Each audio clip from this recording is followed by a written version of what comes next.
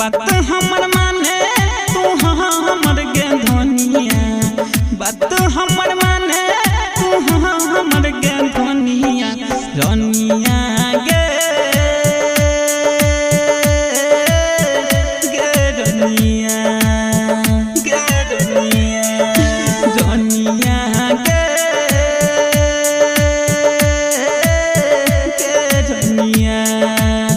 गे रनिया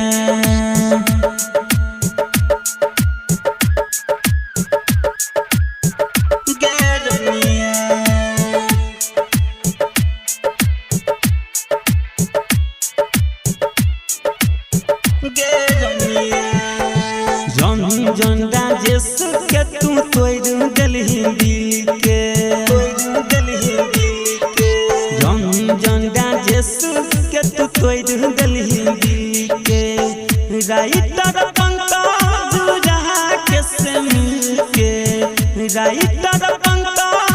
रहा के से मिल के रनिया गे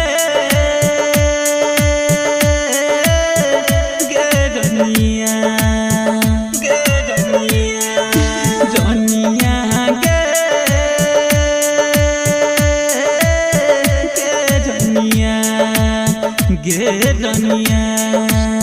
विराट music digital recording studio Yamunanagar Jagadhri.